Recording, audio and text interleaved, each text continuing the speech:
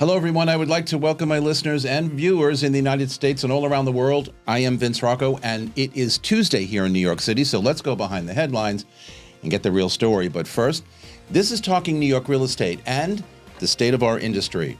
Up front today, the New York City real estate market has long attracted international buyers drawn by the city's prestige, stability, and robust economy. Foreign investment, particularly in luxury properties, has been a major factor shaping the market, with buyers from regions like Asia, Europe, and the Middle East viewing New York City as a prime location to safeguard and grow their wealth. International sales often focuses on high-end residential spaces and commercial properties in prestigious areas like Manhattan, where prime real estate continues to yield substantial returns. However, shifting economic policies and global uncertainties have created both opportunities and obstacles. Changes in U.S. tax laws, fluctuating currency values, and political dynamics such as immigration policies and trade relations can influence the flow of foreign capital into the New York City market. While international sales bring significant investment to the city, they also spark discussions around affordability and market access for local buyers. As New York City real estate continues to evolve, foreign investments will likely remain a key, if sometimes a contentious component of the city's real estate landscape. We will discuss that, and we will have all that and so much more as Talking New York Real Estate gets underway on this very busy Tuesday morning here in New York. And in the news this morning, well, the City Council passed the Fairness in Apartment Rental Expenses Act, or FAR, last week. It prevents rental brokers hired by landlords for collecting fees from tenants. Upon signing a lease in New York City, tenants typically pay the broker 15% of the annual rent to brokers, adding thousands of dollars to the costs associated with moving. The bill's sponsor, Councilmember Chiasi, says getting rid of this upfront cost will give tenants more leverage in lease renewal negotiations with landlords. Actually, that's not true. The Real Estate Board of New York has fought the measure and even proposed its own version, which would ramp up disclosures to tenants rather than upend how brokers are paid. The group argues that under Aussie's bill, landlords would simply pass the cost of broker fees onto tenants by increasing rents, which eventually would cost long-term or long-time tenants more than paying upfront. The president of REBNY said he will pursue all options to fight against the harmful legislation on behalf of all of their members and the renters they serve.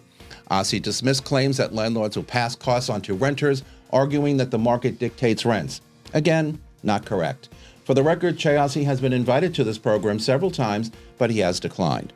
Also at this hour, Governor Kathy Hochul is expected to revive congestion pricing this week, with tolls beginning by year's end. The governor is expected to roll out a new congestion pricing proposal this week, with the base fee to drive into Lower Manhattan lowered by 40%, from $15 to $9. Gothamness reported that Hochul's spokesperson said in a statement that she paused congestion pricing because a daily $15 toll was too much for hardworking New Yorkers in this economic climate. The bill and the path forward is to fund mass transit and improve public health by reducing their air pollution. With me at the table today is Matthew Melinger from Brown Harris Stevens, Michael Holt from Compass, Bruce Cohen from Cohen and Franco Law, and Jan Rousseau, Managing Director, U.S. Sales for Barnes International Realty, and they join me now. Hey, it's Stephen Bailey from Roadway Moving and Storage. As an official moving partner of Brown Harris Stevens, we know that your clients deserve more than just a move. At Roadway Moving and Storage, we turn moving into an experience they will love. From specialized services to a white glove treatment, we've got it all covered. When you choose Roadway, you're choosing a peace of mind for your clients. Plus, our referral program is the most rewarding in the industry. Want to learn more? Shoot me an email at steven@roadwaymoving.com or visit roadwaymoving.com. Okay, welcome back, everybody. So we're going to talk today about foreign international buyers. Now, you know, I've spent many years working in new condo development sales here in New York City, and I've said for many years that a lot of our buyers were international buyers from literally all over the place. Folks coming in from other countries, other parts of the world, tend to like, you know, vertical living, high-end, high up, views, river, park, whatever it is, lots of amenities. But through the years, we've seen a bit of a slowdown in international buyers, foreign buyers as we call them. But, you know, like everything else, things change, and it seems like they're slowly coming back. And I've got some experts here at the table who also have experience with foreign buyers, and we're going to talk about that. But Jan, I want to start with you. You Your background is amazing. You grew up in Paris, but you consider Bordeaux your home. But what intrigues me is you completed 3 master's degrees, one in environmental engineering, one in environmental economics, and the third, wine and spirits management. Now, we have to talk about that. The most interesting one was that one. Tell me why. Well, because you're dealing with a product that gives, pleasure and passion to you more than economics overall, You're still talking about management, but you're talking applied to an industry that's pretty nice to work with. But what did you think you were going to do with that master's degree? I mean, I'm totally intrigued, so that's why I'm asking the question. I thought I would work in the industry, but then I actually, when I moved to the US, I moved to Miami, Florida. So I think it's not really quite the place to be developing, fine wine palate, I would say. No, not in Florida. Not in Florida. opinion, Maybe I should have moved to New York first.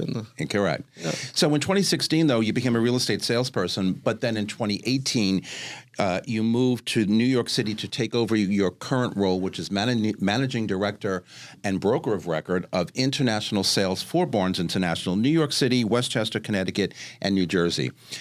How did you, or what inspired you to make that move, first of all, from the South here to New York City, and then take on a company and expand a company that really had very little presence here, and so far doing very well? Well, thank you. Well, there's a personal story behind it, like everyone, I would say, but basically I wanted to get out of Florida. And real estate was indeed like an interesting path, but a new career for me because I'd been working in humanitarian development also before, something like completely foreign. But then the president of my company, of my brand, my group, asked me to take over the New York office then. And the idea, which ties into what we're discussing today, was that we were always housed within another brokerage before as the international desk. So we were like we were with Wahlberg for quite some time, and then the last one was Town. And then when Town went away, decimated, disappeared, crashed, we said, well, listen, we do have actually like the international footprint. Like by far, we are a market leader in France and Switzerland. So there's no reason for us to actually be necessarily housed tied to like a local brand. So we decided to reopen fully independently and see, well, let's see how it goes. Is our own pipeline of international clients sufficient to sustain an office? So 6 years after, we could say yes. So international buying, I'm just thinking, you like I said, have offices in New York, Westchester, Connecticut, and New Jersey. Are there many international people coming over here to the States that want to live in Connecticut and or New Jersey? Or are you dealing with other people, local people who want to buy real estate? It will depend, I think, on the agents that we recruit and that we have. Everyone has their own like domestic footprint, but it's true that overall, like 70% of the activity of the office is foreigners, and there are 2 types of foreigners. You have the international investors, and you have then the I would say like the expatriates or the diaspora that's already there. And some of them, it's really I think like the same for this second part of people residents. They have the same issues as any New Yorker or American that moves here. It's a question of budget mostly, or budget or size.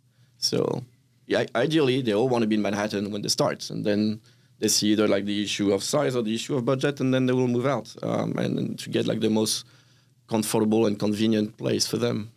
As we always talk about, off air, you and I, Barnes International caters to the unique needs of foreign investors, okay?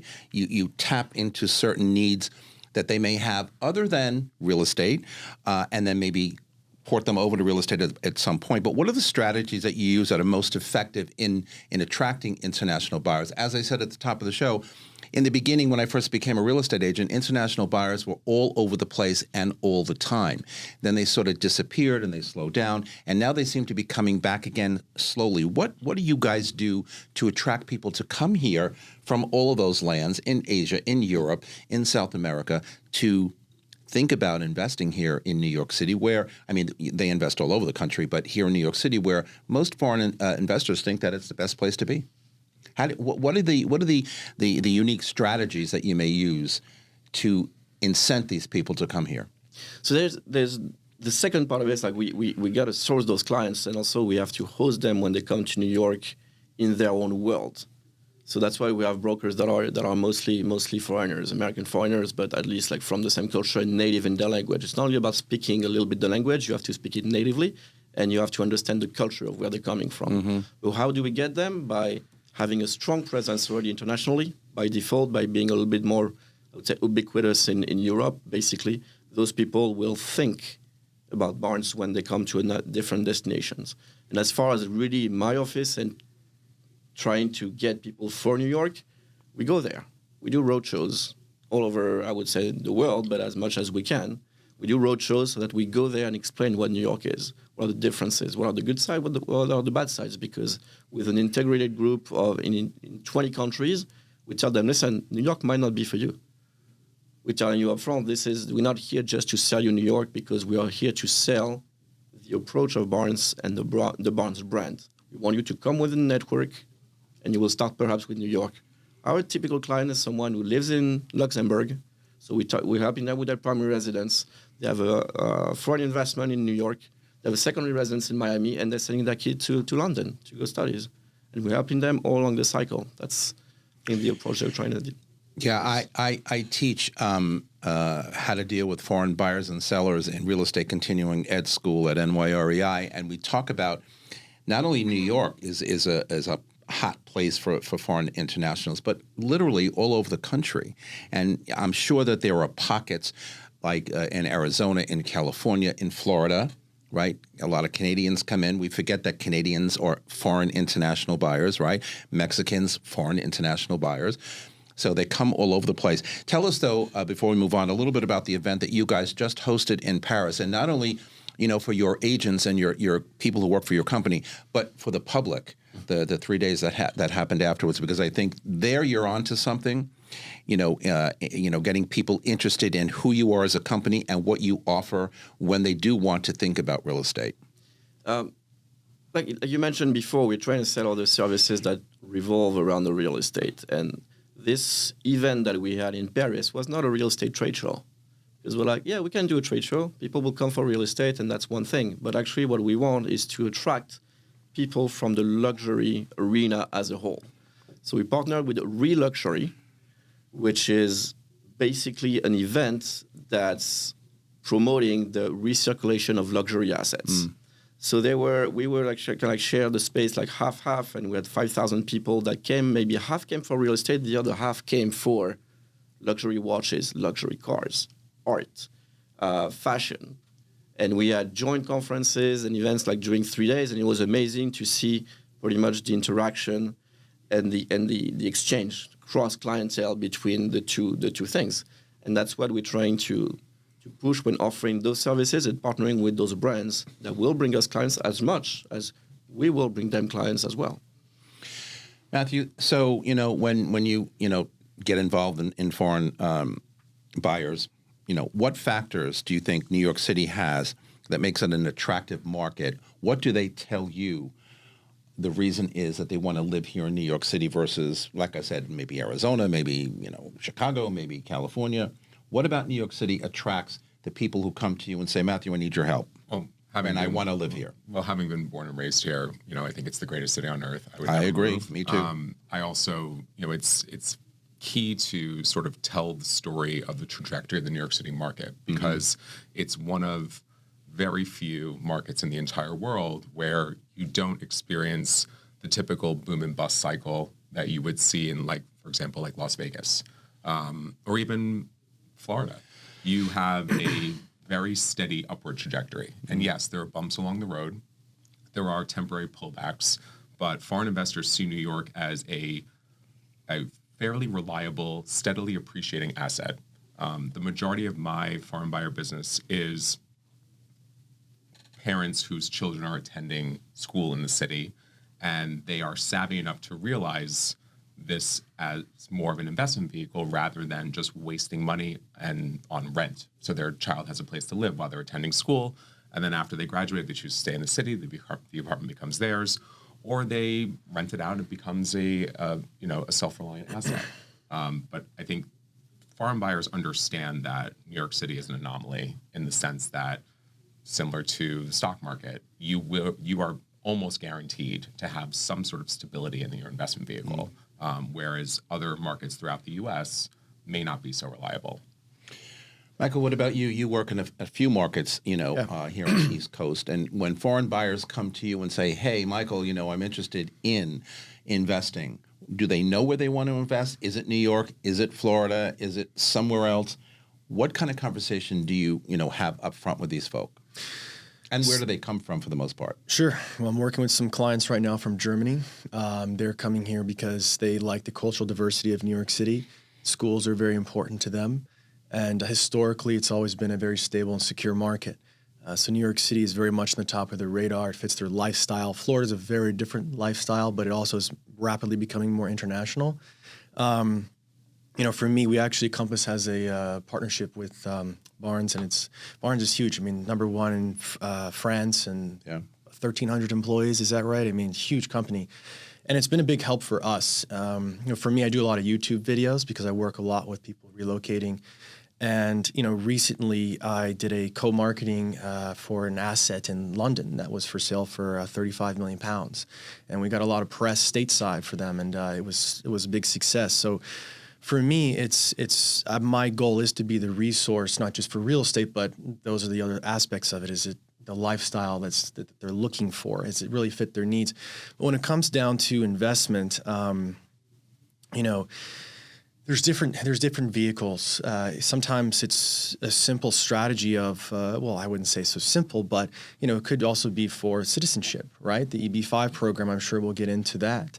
There's pros and cons and different challenges that foreigners have also with these things, and I'm sure we'll get into those details. But a little bit of details. Yeah, but no, they're quite interesting. So yeah, someone who's coming here for investment, I mean, they're saying, Michael, look, how's the market in New York and Florida? I'm not partial for either one of them, but where's my money going to be more stable? Especially if they come from an unstable economy, or if rates are a little bit lower in the United States, it means their dollar is going to go a long way. The exchange rate, exactly. Three of you guys, and we'll get to Bruce in a minute, but the three of you, do most of these foreign international buyers come here to invest and then rent and move on and go back to their country, or do a lot of them come here and live? I mean, everybody's got different requirements at different points in time of their life, but when you guys get those calls or referrals, what's the top one, to invest or to live?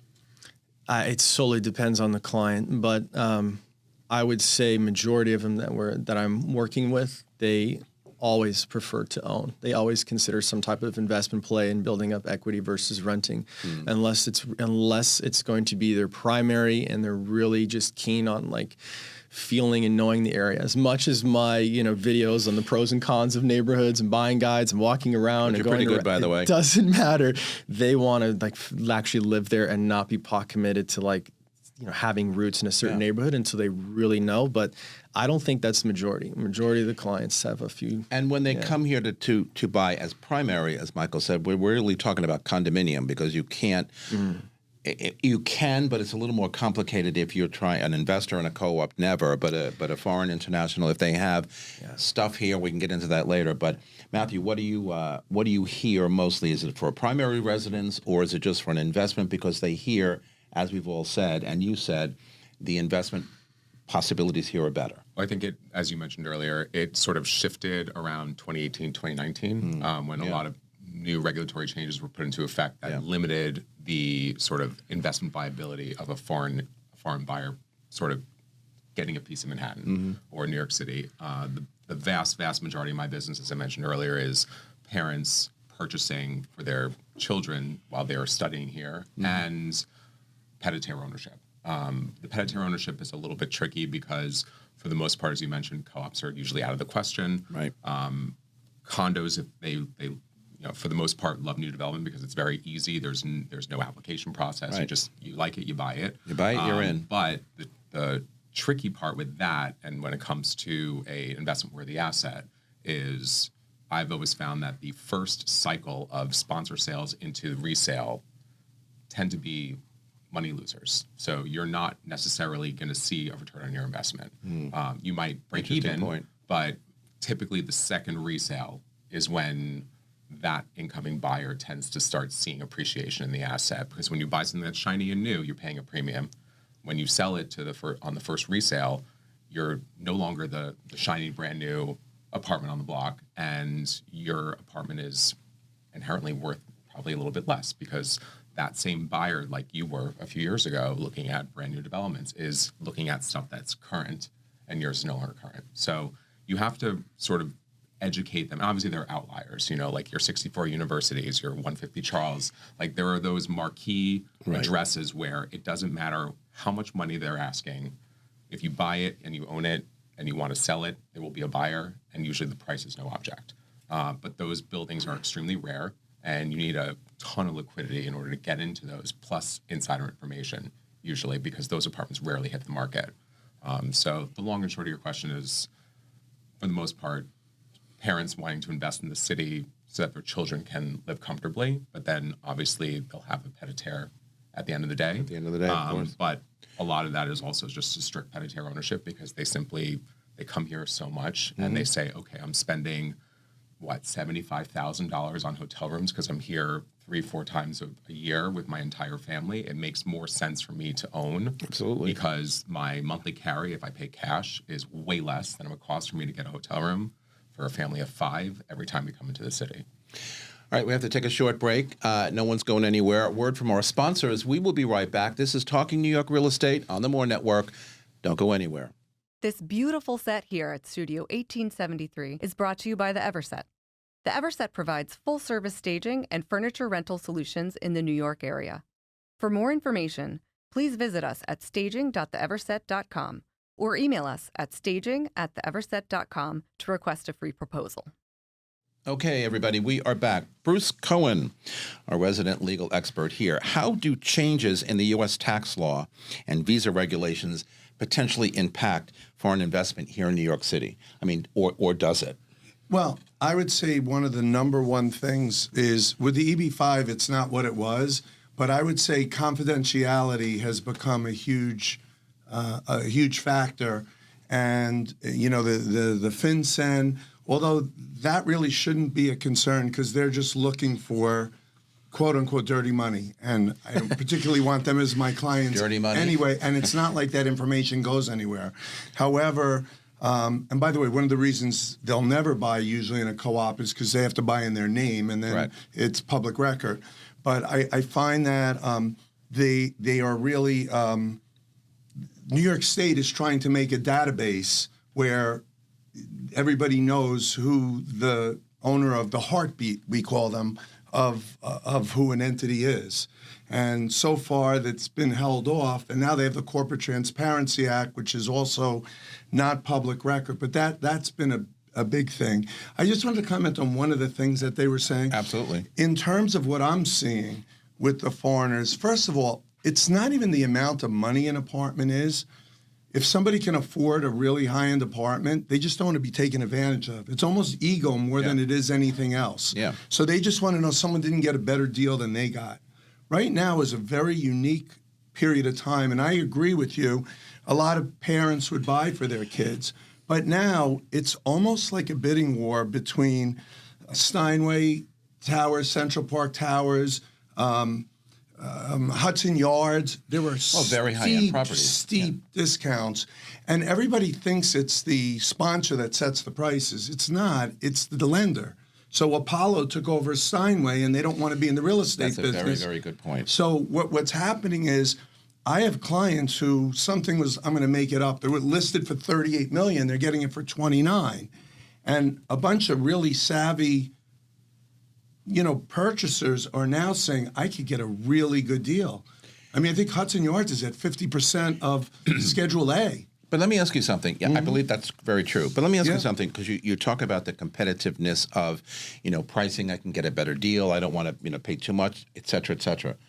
How educated, though, are the foreign international people coming into New York City when they look at all of these vast developments or resale in some cases, and the prices can be all over the place, and they want to get the best deal, they don't want to be oversold or whatever. How do they know? What kind of education do they come here with? And we'll ask the agents as well in a minute. But how much education do they come here with and know?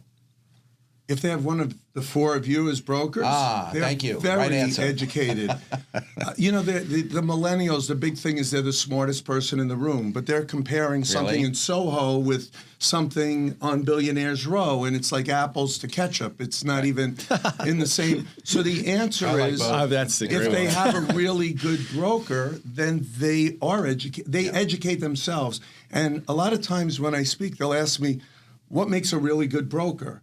And a good broker outworks the other brokers. They know if they're going to sell in China, they know what the treaties in China are, how hard it is to get money in. It's the education and Absolutely. So the answer work is, that they do whatever the buyer thinks they know, you need to get their confidence. And I know the four of you do, but a lot of the brokers don't. So they'll take them to a place where it's very difficult. And one other thing I just wanted to comment on, the one big advantage of buying from a sponsor is the board. There is not only is there no board There's no board, application right. in a condo, a resale, there is a board application. And for example, Related wants to see a financial application with bank statements. That's new. Yes. Well, newish. So, a lot of brokers will go to me, but it's a condo. They can't. They can. They can. 15 CPW, which is one of the best buildings. That and 220 to me are still That's another whole right. But millennial. That building, if you rent an apartment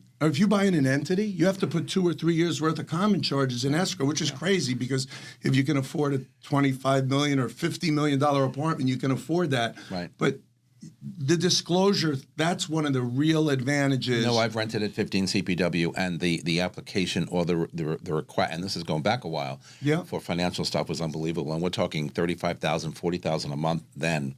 Correct. I can only imagine now. Correct. But let me, while we're on that topic, because I, again, teaching foreign international buyers in real estate school, we talk a lot about LLC versus, personal names versus this versus that. How do you, as an attorney and I guess a tax accountant, advise these foreigners, how they should structure their deal? Because really it all comes down to how you structure the deal from a tax perspective, right, et cetera, et cetera. What is the conversation there? It's very important for people out there to understand that even agents who may be working with a foreign international person for the first time. Correct. And assume, it's going to be in Vince Rocco's name. Well, not really. Not if I... Or an LLC where you're the sole member. Correct. By the way, on ACRIS, your name is public record on ACRIS. So the answer is I stay in my lane to a degree. Right. I rather work with either a law firm that does that. I know, the basics, but every country has a different treaty with the U.S., and you need to know those treaties. So you really need some input from somebody from France, an accountant from France, and somebody from America. So what I do is I work together with either one of the big accounting companies, or there are even some law firms that do what I do, where I will refer the client for structure purposes. Yeah. However, I know and I will advise. One of the reasons I also don't want to do it is then I have the responsibility to know my client, and other than Google, I don't want to have to research who my client necessarily. If it's somebody that I don't want to represent, that's a different story. But that is the answer. It's not a simple answer, and it really has to be researched. The one disadvantage that I'll point out to everybody is if you have a foreigner, you know how like a new construction, they'll let you put it in your name and assign it to an entity? That can trigger FIRPTA with a foreigner, and you can't just set up an international company or even a BVI or overnight. So that's something that you have to be a little creative with. And there are certain firms that have BVIs on the shelf. In other words, they set up like 20 BVIs and then they're able to hand it over. But that's some of the most important decisions are made before you sign the contract.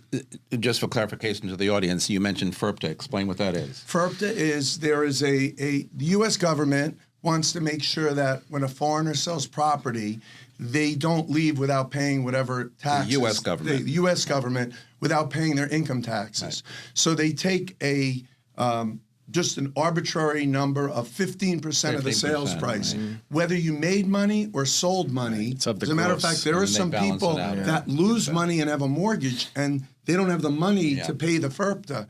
You used to be able to get a statement of reduced withholding in 2 or 3 months. Yeah.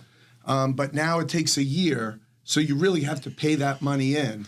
And the other thing to know with FIRPTA is if you close after January 1st and you pay that money in and you're entitled to all the money back, you have to wait till a whole year for the new tax forms to come out and apply for a refund. So that's why a lot of the closings happen right before the first of the year. And just to jump in, sorry, Sure. it's also of the gross amounts, not of profit. It's not. Correct. It's Correct. a big It's number. on the sales it's price. a real big number. Yeah. It's a big number. It's the gross amount. That's a very good point, Michael. So, Jan, let me ask you. So, foreign investment, foreign buyers coming here to this country, usually very high-end, very luxury-oriented, top dollar, whatever that number is, $4, $5, $10 million. But in light of what the United States has been going through the last couple of years, where we're talking about economics, geopolitical events, inflation, shifts in foreign policy, et cetera, how has that affected the buyers from other countries here in New York, or has it? Well, it does, definitely, but it's the two sides of the coin, because it's also their politics domestically and the politics here in the U.S. Mm-hmm. And depending on where they're coming from, they might have different dynamics. That's why you have cycles of countries investing in New York or divesting. And the other thing that's also hard to anticipate, but that can also kind of like impact the market in a different way, is definitely the exchange rate. Because you might want to have people that are going to get in the market at a certain time or get out of the market at a certain time that makes no relevance whatsoever to the state of the real estate market in New York. But because they're making 10 points or 15 points on currency exchange. And that's something that it is very hard to anticipate, and that can have like a certain impact on some destinations. The rest, you might have countries that have elections themselves at a time where they're not going to move for a year as much as here we can see that 6 months before the election, it's tricky. And so when you have cycles of elections, cycles of unrest or geopolitical difficulties that tend to have like a larger scale, this is where you see, I feel, the foreign investment being impacted. Michael, from your perspective, has the geopolitical issues or inflation here in this country, has that deterred any foreign internationals that you might be talking to, again, in either Florida or here in New York, from saying, hey, maybe it's not the right time, hey, maybe I need to wait? We all know what every buyer does, whether they're domestic or foreign. We got to wait till the prices drop. The price is definitely going to come down, and they don't ever. So what are you seeing? It's a mix of things, right? Depends on the person's situation, depends on their goals. But I will say, when rates are high, it's typically a tough environment, especially, it affects the dollar. The dollar rises and their buying power shrinks a little bit. That said, it's a double-edged sword, because when rates are up, usually asset values are down. So they figure, okay, well, maybe I'll be able to buy something at a better deal here, a pretty good deal. And so it's kind of that little juggling between the two. It depends on the situation. A perfect example, we're talking about new development. It depends on the project, depends on how much what the unit mix looks like, how much of those is absorbed. I went and took a buyer recently to a new development project. That's most of the profit. I mean, usually developers are in the bigger units, 3 beds, penthouses, and there's still a lot of 3 bedrooms available in this particular project we're looking at. And know the broker, these developers are mostly townhouse brokers. They get into a boutique condominium now. And the interesting thing is they're asking about $6.225, and we can get it almost $1 million off, which is absolutely absurd. But majority of the time that doesn't exist. We just negotiated a deal in Hudson Square. There's a lot of new product over there. But this particular building was one of the first to go up. This owner paid $3.3 million, and we just bought it from in a resale deal. I mean, it's great condition, just looks brand new for $2.8.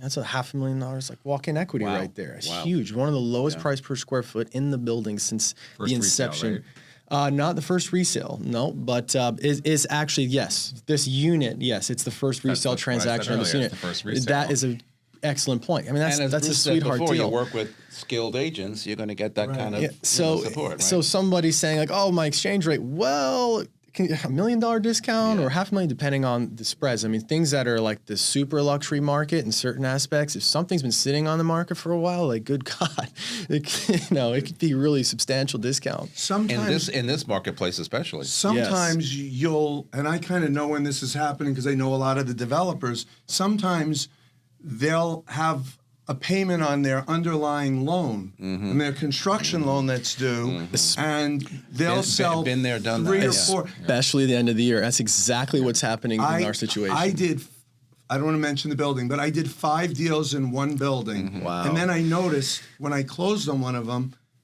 I wasn't paying any loan off. So I called the person and I said, hey, we're not going to be getting good deals anymore.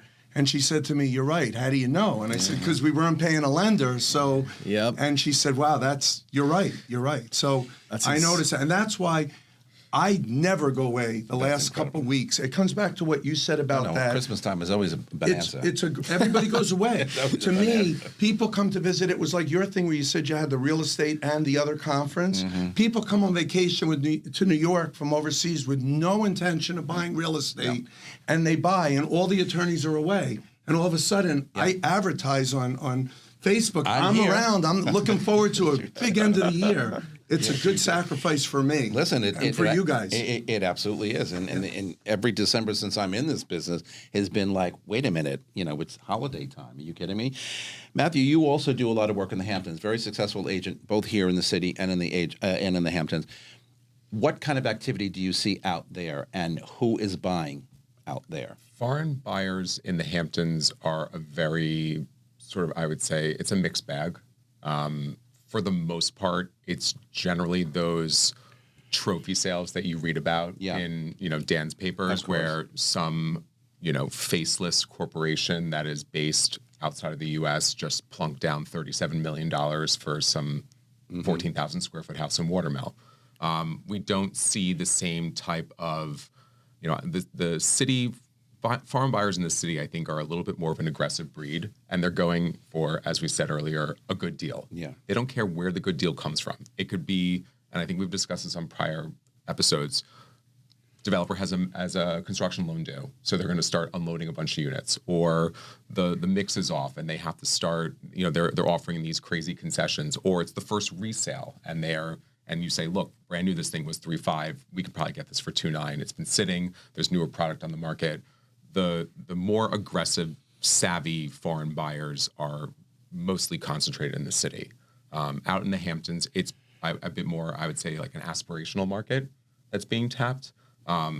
We see a lot of off-market deals and foreign investors that own out east that are willing to sell, who have likely never set foot in the house before.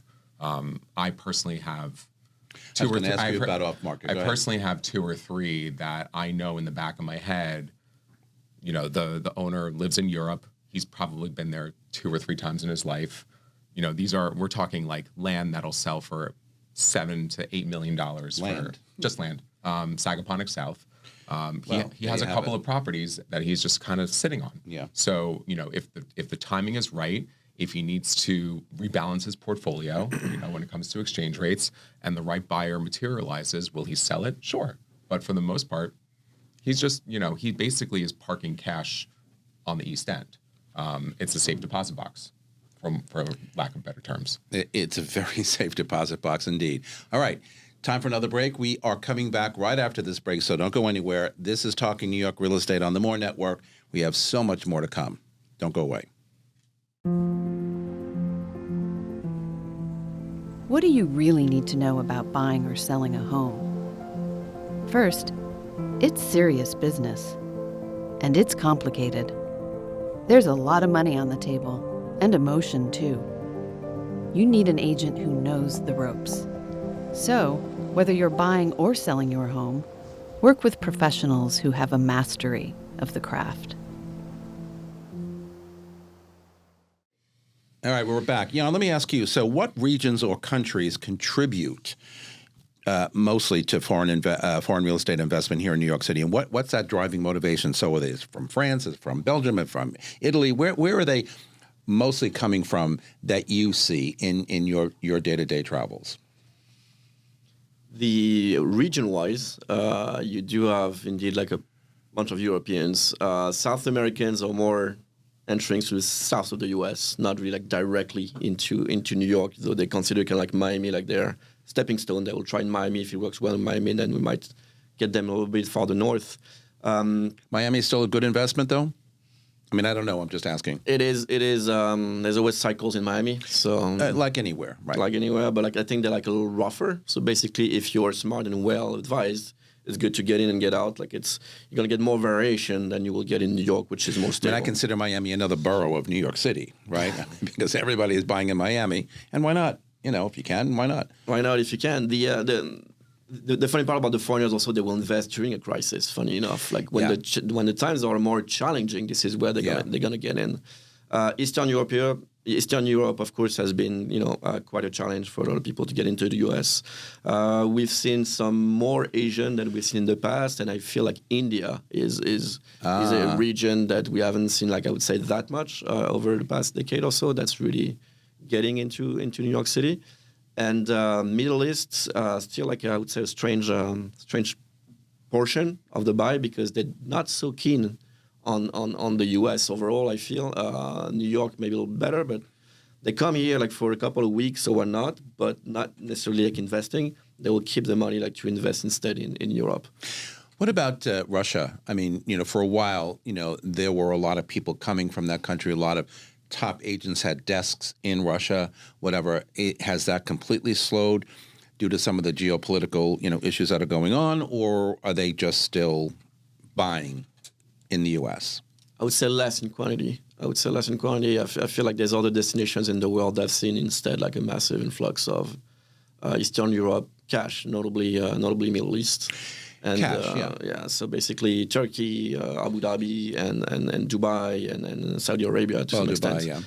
And these other destinations that were getting like that much money, I think, from like this side of the world before, and that money would be pouring into Switzerland and the UK and the US, but not as much. We talk when we talk foreign international buyers, we think mostly Asia, Europe. What about South America? What about Canada? What about Mexico? I mean, when we talk about, our own border countries, and then when you want to go down to South America, these are people who have money. These are people who also recognize the fact that investing in New York City or in the U.S. makes sense. A lot of Canadians come down to Florida. It's freezing cold in Canada. It's beautifully warm in Florida.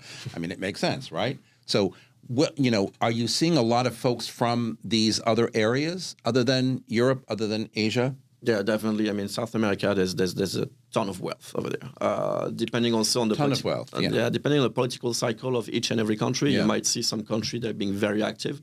At some point, like Argentina, if you have like a change of election of president, Brazil, Venezuela, of course, and Colombia. If you go to Miami, Colombia, Florida, it's just massive the amount of investment that you have from South America. Central America would be more on the western coast, I feel. Mm-hmm. And for Canada, it's there is indeed like a snowbird movement. I think they are facing like a purchasing power issue when they come to the U.S., especially when you get I would say like the Montreal area and the Quebec. They come to Florida, but they won't go to Miami.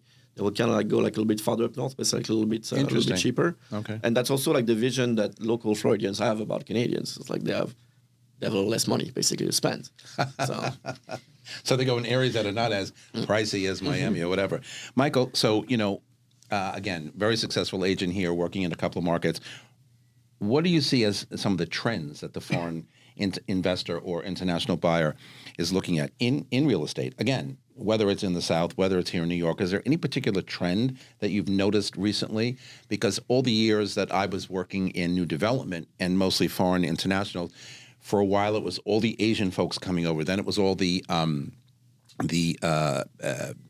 European people coming over. And then again, and I think a lot of that has to do with the exchange rate, right? When it's a good time to buy, as Jan said before.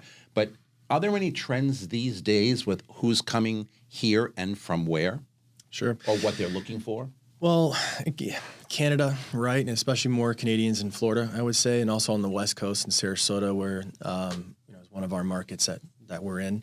I have family actually that relocated from Toronto too, and I have sometimes I'll have clients in Toronto or here from Canada and New York City, but mostly Canadians in Florida, Europe, UK. Those are pretty strong. China fell off the map. It's not. I mean, it was never a huge thing of my business, but I just know from colleagues it's been a lot less. But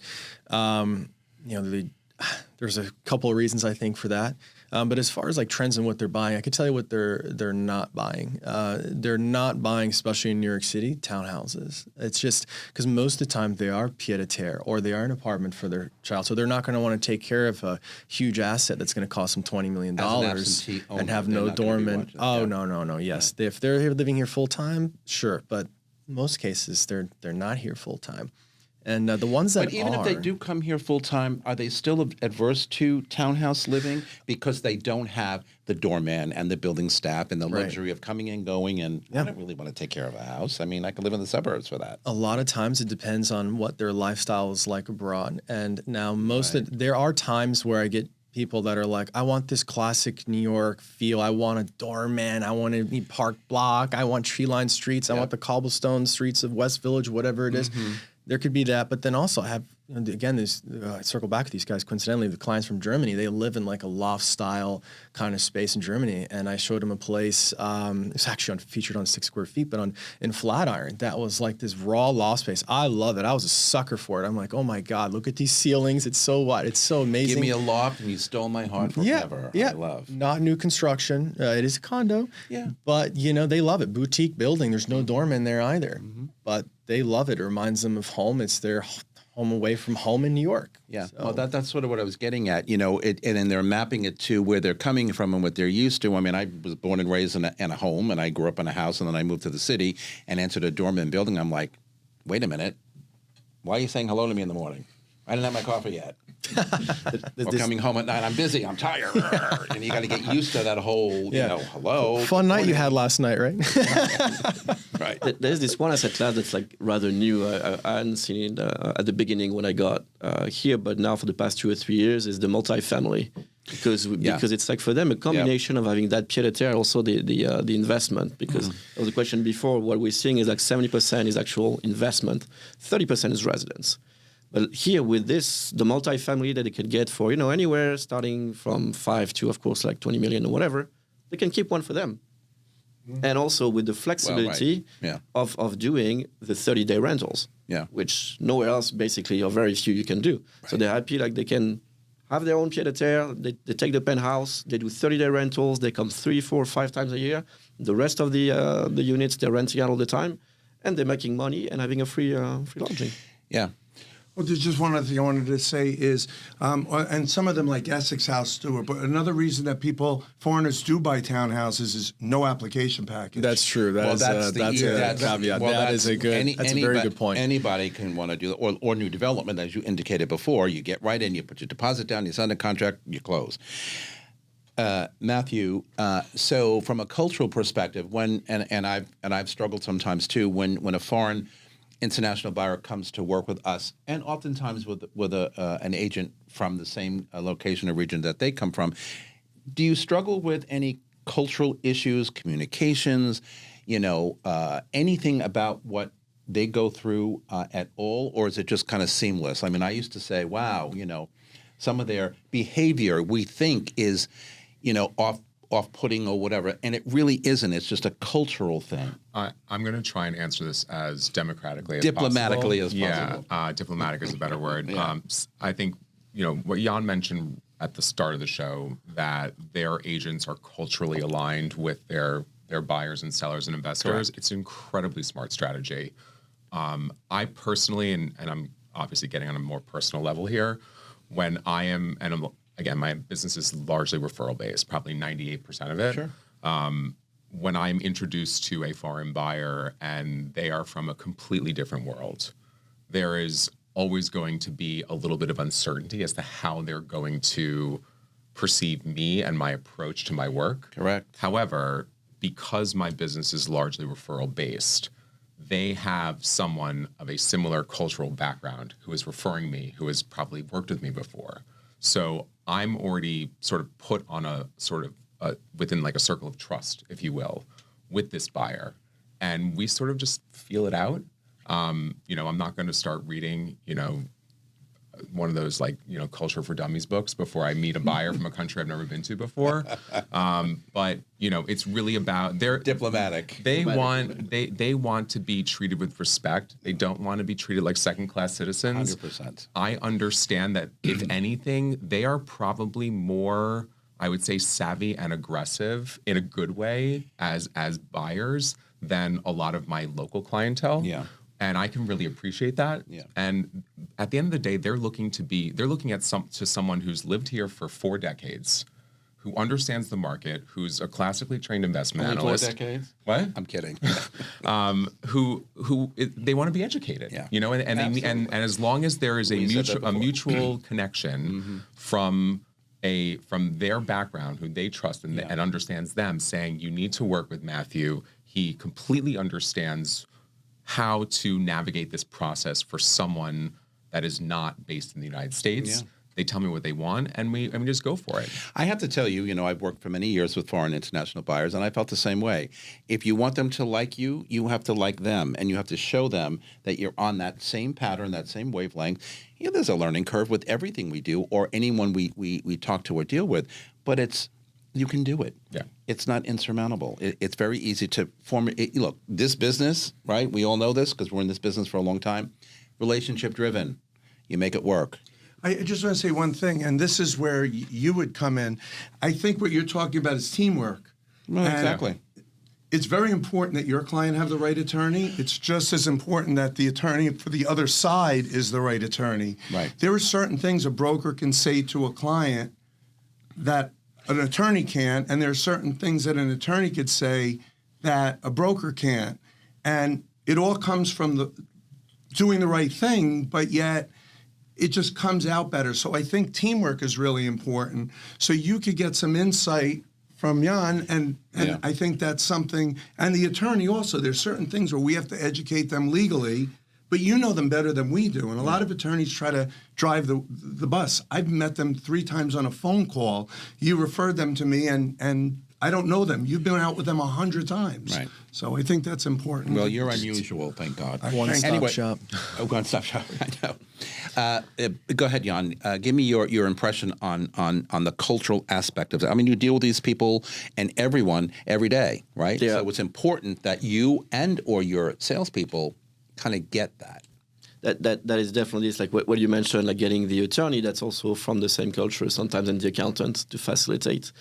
What do we do when we have those clients coming from far away? Sometimes even like one of our local agents from there travel with them. That happens. Asia, Russia, and Middle East actually will come, and they will work with a New York real estate agent, because indeed the issue that they're facing, and sometimes you encounter clients that have the agents like this, is that they're very well versed in that culture, but they're not versed in New York real estate at all. At all. Or the domestic culture, so they don't know how to handle that. So indeed, The way we transact business here in New York City is so foreign, for lack of a better word, than any place in the world. And one funny last thing is that depending on the country where the client is coming from, it might actually be even counterproductive to have an agent from that country. I've seen, just to mention 2 examples, Brazil and Israel. We have agents from Brazil and from Israel, and when they say like, we can't work our own nationals because they only want to work with Americans, and they don't want to have someone from their country assisting them in New York City. Yeah. So very hard dynamic, but as long as you have indeed relationship, expertise, local knowledge, if you are on top of that, versed in the culture, even better. We need to When you're a skilled, highly educated, in the marketplace agent here in New York City, that's what it takes to work. Bruce, you touched on a lot of this before, but give us a little bit more of the challenges that the foreign buyer faces when buying here in New York City. Tax implications, property management issues, financing. We know, I mean, again, with the class I teach at real estate school, not every bank wants to lend to a foreign international buyer. Not everybody is cash, but not every bank wants to lend to them. Tell us why, and how do they get around that? So what they need, first of all, certain banks just won't. And certain banks will. So I'll tell you, like an advantage and a disadvantage. HSBC will, Yes, very much however, in their mortgage documents, they have an entity document that you don't realize until you sit down at the table. Yeah. And it gets recorded and it has the name of the person. So from the real deal, they just look at the mortgage and they know who the buyer is. So there are technical things like that. Also, some banks won't let you have a multi-layered entity, and that also causes problems. So it depends on the country, it depends on the bank, and that's all homework that you should almost do in advance. Right. And you could get it on the new construction, you can get a lot of that from the sales agent because they'll tell you what banks are lending. Correct. And then you can call them and ask. I mean, because, for the most part, foreign international people don't have bank accounts here. They don't have assets here. They don't have income here. So you come in and you want to buy something and, the bank will say or the building will say, well, who are you? Right. And for example, and how are we going to work around this? And for example, this is why co-ops crack me up. I had a client and their money was in a Swiss bank account and they wanted a statement showing the person's name, and I was like, you don't understand Swiss bank accounts. So I'm just... Exactly. Hide your money in a Swiss bank account. Michael, so I always, and I have been ending, and Matthew knows this, he's been here recently, I always end the show with, give me your impression of how we're going to end 2024 and what you think 2025 is going to be. Not just foreigners, but just general real estate in general in New York City. In New York City specifically. How do we end 2024, and Right. Where do we start in 2025? Well, so we just finished our second busiest season being fall, right? So now you have winter. We're approaching. Right now we're in mid-November-ish. So when you have that in the holidays, it's our slowest market, slowest season, and it's been a buyer's market, I would say, at very best neutral. But it's been pretty much buyers, and so now we're coming towards the end of the year. I think that now the is finally past us, that this uncertainty is kind of taken away and people can kind of plan accordingly. I think that when the Fed, God willing, consistently keeps rates down, my prediction is I think that spring of next year could be amazing. However, it does take time in real estate. Like stock markets can react overnight to good news. Oh, absolutely. But I think that it could take time to get that momentum in New York, but it's been waiting. I'm telling you, so I really think spring, but definitely by next fall. I agree with you, and I think I have a guest also who comes on regularly who has been predicting probably end of February, March, April timeframe. We're going to see a surge. Oh, end of March is when it's our biggest. Oh yeah, so our winter or our spring market really starts at end of February and into March. Yeah, I agree. Right. Matthew, repeat what you've told us before. Unless it's changed. I'm going to revise my statement slightly. There you go. I'm still subscribing to what I said during my last appearance, if you will, that we're going to see sort of a slow burn through the end of the year. Yep. I don't like using the term pent-up demand because a lot of times it sounds really, really fantastic, and then it never pans out the way you want it to. So I'm just going to... I still think 5.5 is the magic number when we get there for rates. 5.5 and the interest rate. I agree with you. What I will say is, and what I think has been astonishing, and what people need to really take note of, is the fact that our luxury market has been performing almost as good as late 2021 for the last 4 to 6 weeks. We've signed more deals over $4 million in the last 2 weeks than we have since December of 2021, which was our best year yet in real estate. That should be a leading indicator to anyone that the smart money is moving in Manhattan. And if that's the case, then buyers need to get back in before everyone else and their mother comes in when rates start to drop or takes office and we finally see what's going to happen in his first 100 days. A lot of that uncertainty that everyone was waiting and seeing about is now becoming more certain. What we know is going to happen for sure, we really don't know. But what we do see is that people who are sort of in the know, and we're talking the upper echelons of the New York City market, are moving as if Thanksgiving is not next week. And that should be a very, very strong signal to anyone. I, for one, am waiting for Turkey Day this year more than I've ever waited for Turkey Day before. That's very well said. And well, very, very well said. Yeah. So, Jan, your opinion. We're not going to use pent-up demand. I agree with him, but things will change, we hope, in 2025. What is your opinion? It's my first appearance here, so I can only agree with everyone, So basically it's going to be a mix of them because, indeed, initially my take was, slowly dying until spring, and spring is going to be crazy. But we've seen like a ton of activity right now, and indeed the past 4 to 6 weeks. Absolutely. And I think our message actually that we're conveying within the network ourselves is, if you want to buy, you have another 3 months. That's it. After that, it's going to be way too many people. So the deals, you still have them. You have them now. You have them now. So come now if you're a buyer. If you're a seller, you can wait until March. Mr. Bruce Cohen, turning to the stars. My crystal ball is broken. So my advice is make your deals now. No one knows. Bird flu. They're just things you can't anticipate. Bird flu. The one thing you do know, and when you're old, you realize that, I always say like the pet bird or the flag on the flag in Indiana might be a certain type of bird. Here I always say it's a cockroach.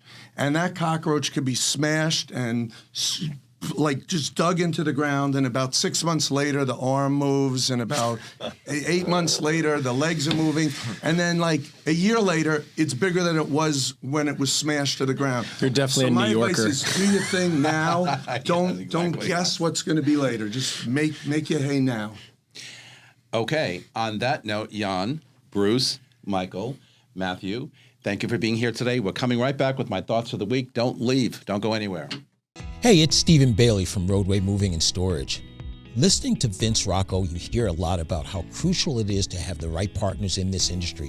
At Roadway, we don't just move your clients, we give them an experience they'll love. Specialized services to our white glove treatment, it's all about making sure your clients feel taken care of every step of the way. And if you're looking for a rewarding referral program, reach out to me at steven@roadwaymoving.com or visit roadwaymoving.com. Okay, everybody, we are back with my closing thoughts for this week. Heading into an unknown future in America brings a mix of anticipation, uncertainty, and hope. With rapid advancements in technology, changing global dynamics, and a fluctuating economy, the path ahead is filled with possibilities as well as potential challenges. On the one hand, the country is on the verge of breakthroughs in fields like artificial intelligence, clean energy, and medicine, which could improve lives and reshape industries. On the other, Americans face concerns over climate change, economic inequality, and societal polarization. This creates a sense of unease about what lies ahead.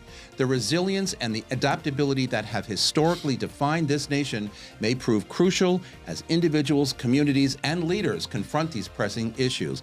Ultimately, moving into this unknown future will likely require unity, innovation, and a willingness to navigate complexities that could reshape the American landscape in profound ways and for many years to come. And that's our broadcast for today. Thanks for being here.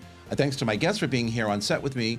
You can follow me on Facebook, on Threads, Instagram, LinkedIn, or TikTok at Vince Rocco, or my website, thinkvince.com. John Wooden says, if you don't have time to do it right, then when will you have time to do it over? One of my favorites. And from all of us here at Talking New York Real Estate and the More Network, to all of you all around the world, thanks for spending a part of your day with us. I am so grateful, and I will see you next time. Goodbye, everybody.